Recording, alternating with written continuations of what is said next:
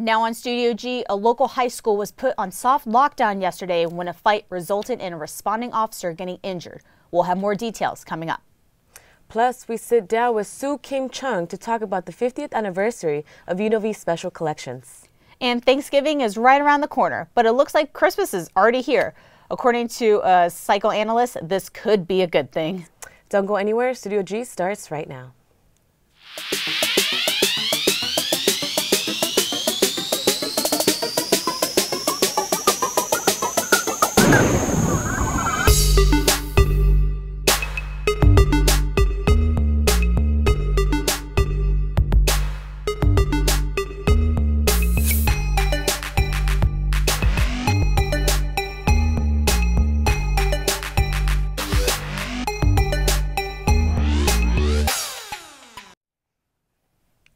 Good afternoon and welcome to Studio G. I'm Caitlin Knapp. And I'm Jessica Vargas.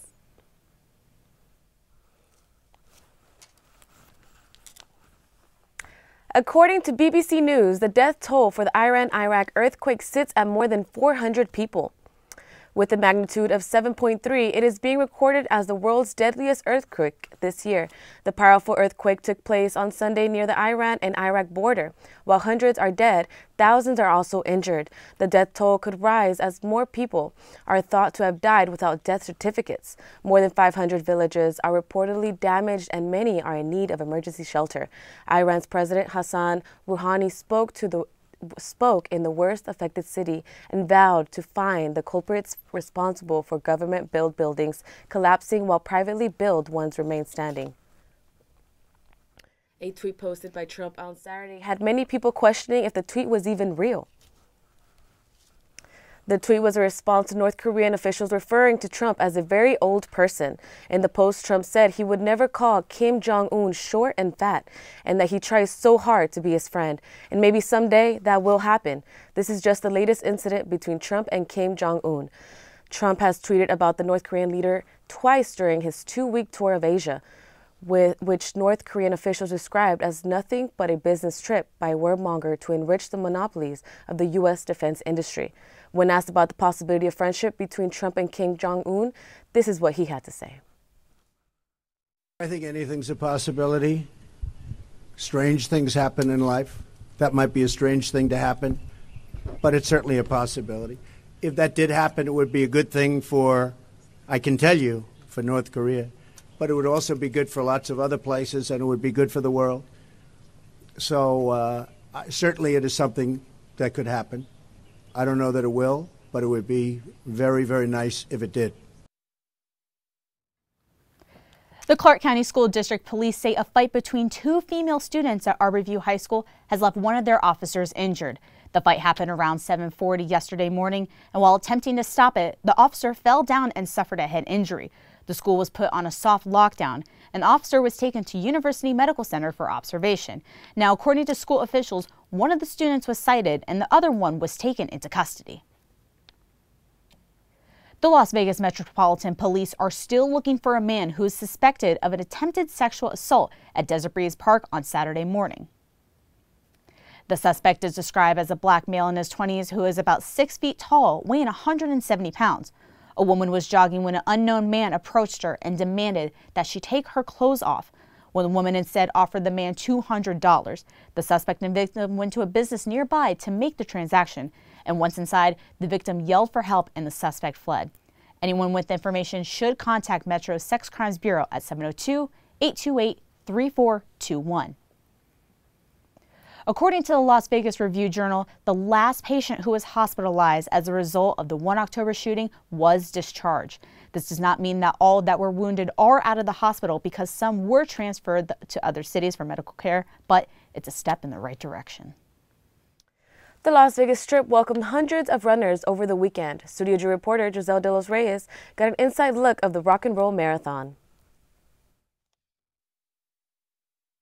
The Rock and Roll Marathon is celebrating 20 years, and what better to celebrate it than in Las Vegas?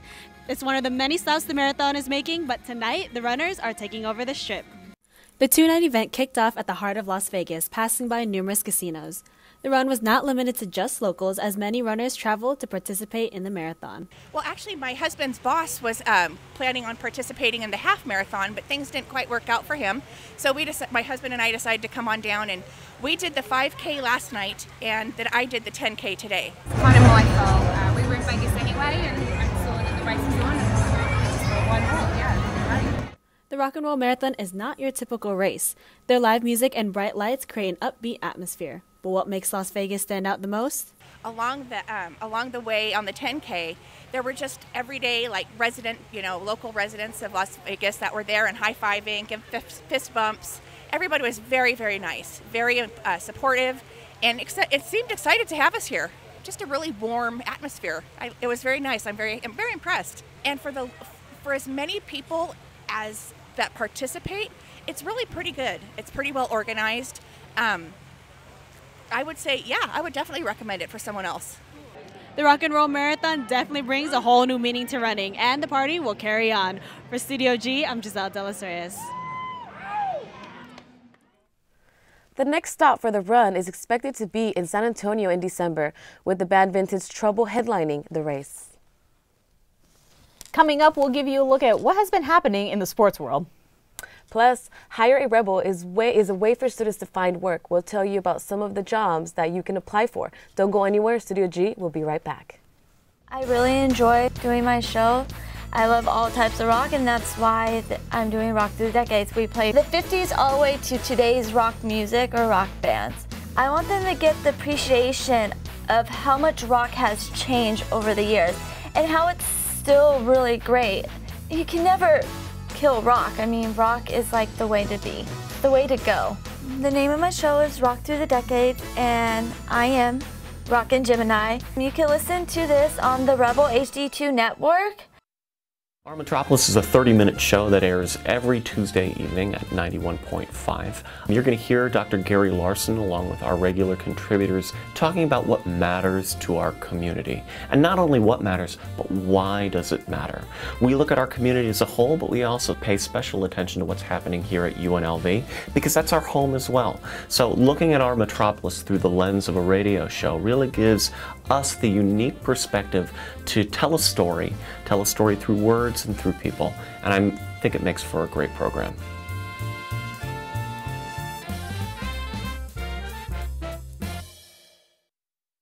The show's name is the Rebel and Revolt Show. Pretty good show about, just someone who will actually talk about UNLV the way an outsider might feel. We talk about current events, we talk about politics, try to take an offensive swing with it. Sometimes it's hit or miss, but and we talk about, the little things in life that everybody laughs about. And we are the Rebels and we are revolting. My name is Jameson Wilk and I run the Rebel and Revolt Show, and you can tune in at therebelhd2.com. Welcome back to Studio G. Here are a few of today's top sports stories. For the first time since 1958, Italy's national men's soccer team failed to qualify for the World Cup. Fans and players did not take the loss well. However, Italy's national women's soccer team is still fighting for a spot in the Women's 2019 World Cup, which will be held in France. On Monday, GQ announced that former NFL quarterback Colin Kaepernick was named Citizen of the Year. Receiving mixed reactions for their choice, editors wrote that his act of kneeling during the national anthem to protest racial injustice and police brutality earned him the honor. Kaepernick recently filed a grievance against the NFL owners, accusing them of working together to keep him out of the league in retaliation for his outspoken views. It was not my intent with doing what I did. Once again, is to protest the injustices that are happening in America, the oppression that's happening in America, and these things need to be addressed on many different levels. What do you make of the movement that you've spawned? It's great. I think it's something that needs to continue to grow, and we need to continue to build on it. The San Francisco 49ers won their first game of the season on Sunday. Wide receiver Marquise Goodwin, who made a touchdown during the game, later told fans that he and his wife Morgan Goodwin lost their newborn son hours before the game due to premature labor. 49ers coach Kyle Shanahan talked about Marquise during a press conference after the game. Some people who, you know, death happens and they can't see anyone and they have to go home right away, and you totally understand that and respect it. And I've been around some people who that happens and they need to play the next day. They think that's what someone would want, and that's very important to them and it helps them. So my experience over stuff like that is you can't judge someone or really anticipate how anyone's going to act. You just try to support them and help them clearly make the best decision for them and their family. I know Marquise was hurting bad, real bad, and I know he will for a while, and I know his wife will too. To get him in here, I don't know how sure he was right away, because I think he was up along throughout the night, and then he got here, and Pastor Earl, who worked with him a lot and comforted him a lot, I think did a great job with him. By the time I was able to talk to Marquise, he was hurting, but he was adamant he wanted to play, and that's something as a coach you respect. You don't want someone just to tell it to you because that's what you want to hear as a coach. You want someone to tell it to you because they mean it, and you could tell Keith meant it, and he helped us out a lot yesterday too. Now back here in the Valley, if the Raiders coming to Las Vegas still hasn't sunk in, then maybe this will help. Nevada has just opened its first official Raiders store in Las Vegas called the Raider Image. Now this is at Town Square. It'll be the 10th official store location. The other 9 are spread across California. Raiders fans will have a wide selection to choose from jerseys, headwear, accessories, and clothes for men, women, and even babies. The Raiders Image is owned and operated by the team and opened its first store location in Hayward, California back in 2000. In addition to the store, a Raiders Preview Center will also open in Town Square by the end of the year. Raiders fans will be able to see the Las Vegas Stadium come to life and learn more about the Raiders itself. Opening the first official store out here in Nevada. I'm a huge fan of the Raiders, have been ever since the 1970s when I was a misfit kid in high school. The Raiders took the misfits from the league and made superstars out of them. So I've been a fan ever since, and if we had to have a football team come to Vegas, it was my first vote all the way because I've lived here 17 years. Perfect. And I'm a great fan of the team. I love the fact that I can get logo wear here now, etc. I was just hoping something said Las Vegas Raiders on it, but just the same, I'm a fan. The Galleria Mall in Henderson is expected to open Nevada's second official Raider store this fall. The Raider gear can also be found at RaiderImage.com. UNLV's Career Service, Hire a Rebel, assists students in finding career opportunities. Here are a few of this week's job postings. Zappos is currently looking for a full-time student for a year-long internship. The position is paid and is in the purchasing department. Applications close November 24th. UNLV's Library Services is looking for a social media coordinator. This temporary position is 15 hours a week and the salary is $1,300 a month. The social media coordinator will be the primary content creator and must have experience with social media platforms. Applications close December 8th. AEG Live is looking for a part-time ticket seller working at the Caesars Coliseum. The position will use the Outbox system and assist guests at will call. The pay is $12.75 an hour and applications close November 30th. Be sure to check Hire a Rebel if you are interested in those positions. The weather has been warmer than usual this time of year. We'll head over to Caitlin Knapp to give us more on this week's weather. Thank you so much, Jessica. Good afternoon, Rebels. We're going to take a look at the temperature from this morning. 59 degrees outside, a little bit chilly. Earlier this morning, it was really cold. Everybody got their hot cup of coffee, jacket while heading out the door. The winds were about 5 miles per hour, not too much.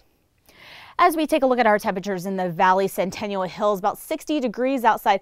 And across the board, the temperatures are pretty stagnant. They're about 63 degrees all the way around. Now, if we're looking at our picture from the day, this is coming out of western Washington.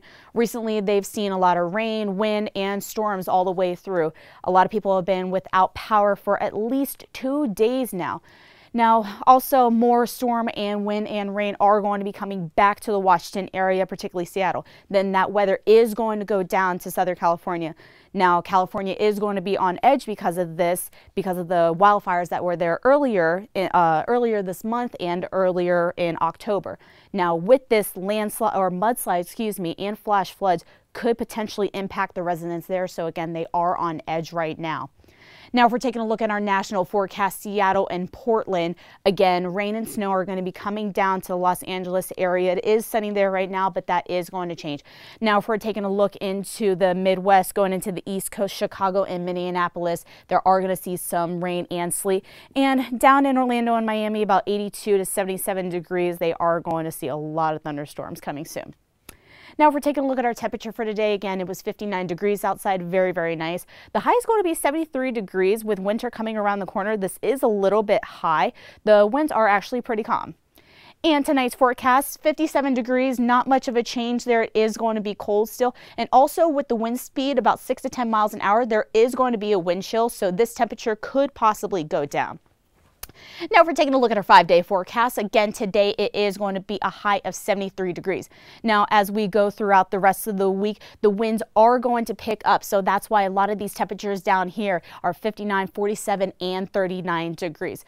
But right now, we're going to take a quick break. But when we come back, Studio G reporter Joaquin Lomali will be sitting down with Su Kim Chung from UNLV's Special Collections. As far as Studio G, at first it looks overwhelming, and at first it looks like it's a lot of work, but I'll tell you what, it's the most beneficial class I've had at UNLV to date, without a doubt. You get to not only develop stories and work on your interviewing skills, your editing skills, and your shooting skills from a camera perspective, you get to work on all the equipment that's in the studio. So you're working on audio, you're working on directing, tech directing, you get to produce your own show. You can take a 30-minute newscast and make it your own, and that's really cool about Studio G. Like I said, a lot of it seems overwhelming at first, but it is by far the best class I've taken at UNLV since I've been here.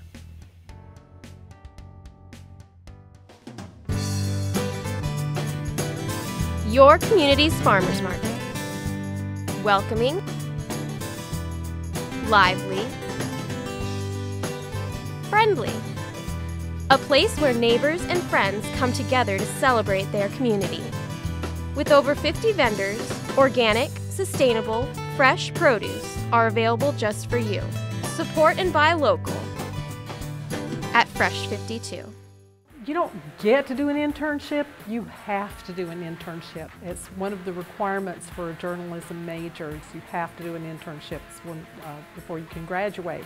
Definitely having an internship as a requirement really helps push yourself out there and to just remind you that your graduation is coming up soon. You're going to have to need some work experience in your career. So it's really good to put yourself out there early on, and they tend to help students a lot more. So when you do a student internship, it really helps out a lot.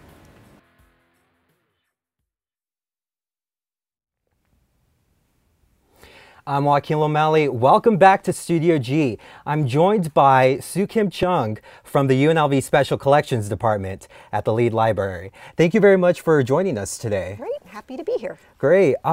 So, for our viewers who may not know a lot about the Special Collections and Archives Department, can you talk to us a little bit about what we can expect from there? Sure. We're the part of the library that collects the history of Las Vegas and Southern Nevada, gaming, and the history of UNLV. So we collect books, documents, photographs, maps, architectural drawings, legacy magazines, all kinds of materials that illustrate the history of this region. And we get scholars, we get undergraduate students, graduate students, faculty, staff, and we get scholars from all over the world that actually come to visit and do research in our collections. Our gaming collection, for instance, has books going back to the 16th century, and it is considered one of probably the most significant collection of gaming research material in the world in the English language. But we also have books in French and Latin and Italian and Spanish as well. So. Oh, cool. So now, are there certain qualities that an item or something needs in order to make it into the special collections and archives? Clearly it has to be within our subject area. So, about Las Vegas, Southern Nevada, or gaming. but usually there's unique one-of-a-kind items. We have sort of the crown jewel in our collections are our manuscript and archival collection, which are personal papers and historical records of personal papers of significant individuals, or they're historical records of businesses or organizations. For example, the Union Pacific Railroad, YESCO, the Young Electric Sign Company, who created all the neon signs. We have their archival records. We have the records of a lot of the old hotels that are no longer with us, the Sands Hotel, the Dunes, Thunderbird, Frontier, Stardust, all those hotels that have been imploded. We have their photographs and architectural drawings and brochures and ephemera. So we have, even though the buildings themselves are gone, we've preserved sort of the documentation that was created when they were existing. And we have, of course, personal collections of show producers and dancers and showgirls. So we have costume designs for showgirls. We have show programs, set designs. We just have a really wide range of material, also materials on you know, the environment in this area and water. We have a ton of material on water because it's such an important topic in this region. Right. And what can students do, or anybody who's interested in looking at some of these materials? Talk to us about some of that. Yeah, we welcome students all the time, every semester when they have assignments, and they can come in and use the materials. Everything in the special collections is non-circulating, so it does stay in-house while you're using it, because a lot of our materials, as I mentioned earlier, are valuable, unique, one-of-a-kind materials. So everything does have to be used in-house. But students are really, we really welcome students. They're actually our largest percentage of users are undergrads. We also get a lot of community users who are interested in the gaming collections. But yeah, students are working on different things. We have students this semester from art, history, theater, many different disciplines, sociology, urban design, urban planning. So we can actually support a lot of different research, and not just, people just think, oh, it's just Las Vegas, it's just gaming, but there's many different areas to explore, and so it's exciting when we have students come in. Now, I know that the Special Collections and Archive Department are about to hit their 50th anniversary. What do you guys have planned to celebrate this big moment? Well, one thing we have is our 50 Treasures for 50 Years exhibit, which is in the lobby of Lead Library on the first floor. And so it's just what its name implies. It's 50 items from our collection that we selected, and they are in different collecting areas. For example, there's a case on entertainment, there's a case on gaming, there is a case on community organizations, mining, and also the environment. So it just is a broad swath of our collection. So if you don't know about special collections and you want to learn what's there, it's a great way to introduce yourself to it. Tomorrow we're having a fun party on the first floor of Lead Library starting at 2:30. We're going to have cupcakes for everybody to celebrate our anniversary, and the library dean is going to speak, and the director of special collections, Michelle Light, will be saying a few words about the importance of our collection to the community. Awesome. Well, thank you very much for joining us. I really appreciate you stopping by and talking to us about it. And I sure hope everybody will come and see the exhibit, because it's great. Yeah, absolutely. Well, unfortunately, that's all the time that we have. Again, thank you very much for being here with us. But right now, we're going to take a quick break, and when we come back, we'll have more entertainment news coming up. Sunday evening jazz. I mainly play a lot of contemporary jazz music from the 1960s up until about 2012, 2013. When I go on, just explain who it was, the name of the song, the name of the artist, maybe the name of the album, their career. I just hope that everybody enjoys it and appreciate it for the kind of music it is and how great it is. My name is Sam, and I host Sunday Evening Jazz on the rebelhd2.com.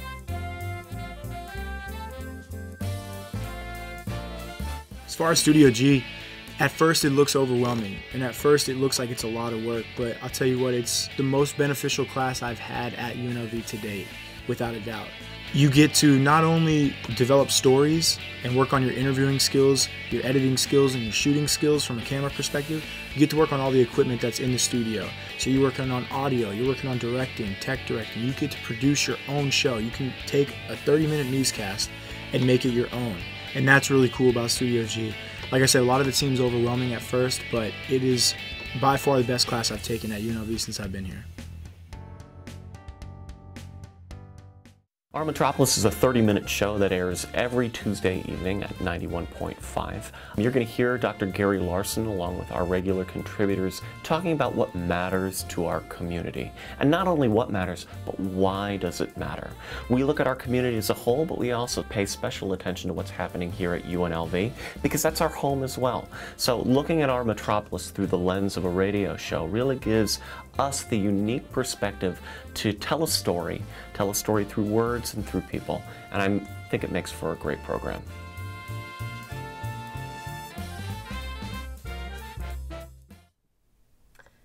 Welcome back to Studio G. It's time for your entertainment news.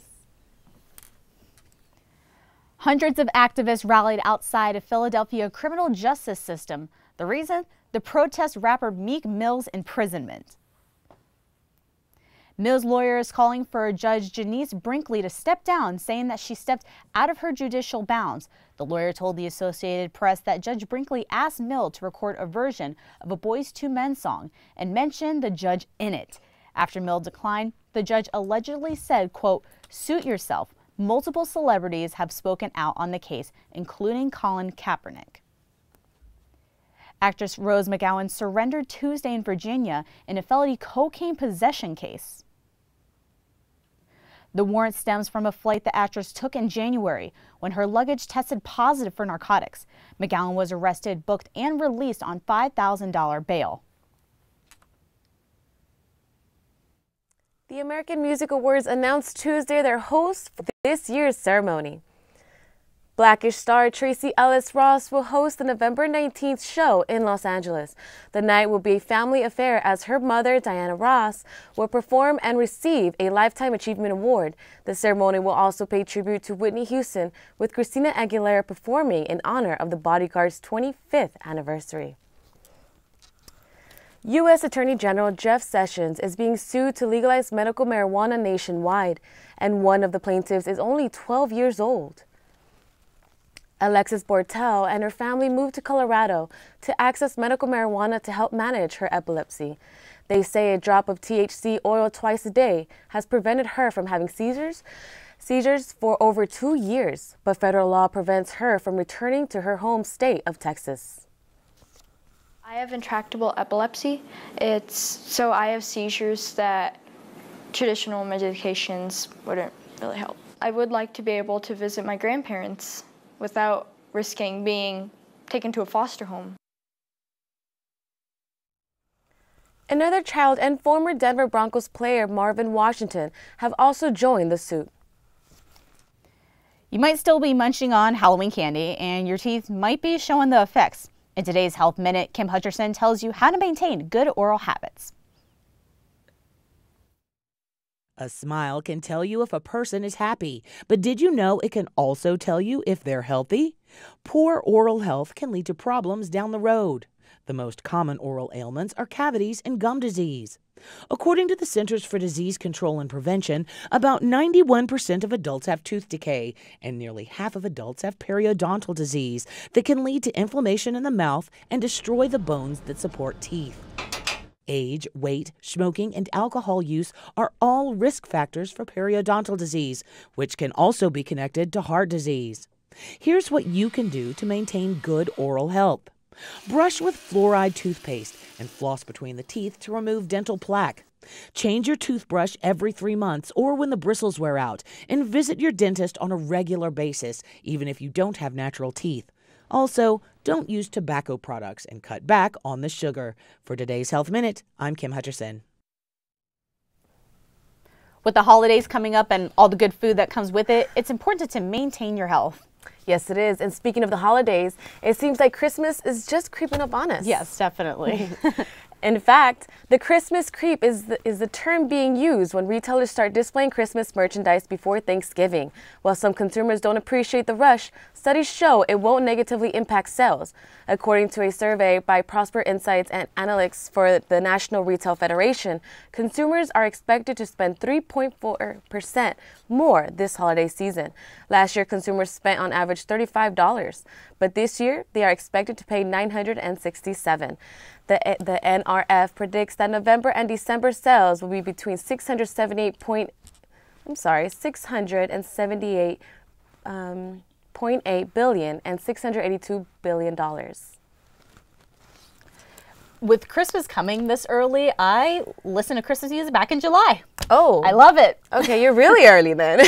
July. Just a little bit Well, early. Christmas is my favorite time of the year, so I always love it when it's early like this. You know, I want to go shopping, get my stuff done. The Christmas music, you can't go wrong with Christmas music early. Yes, definitely. For sure. Well, that's all the time that we have for today. Join us tomorrow for Studio G. Have a great day, Rebels.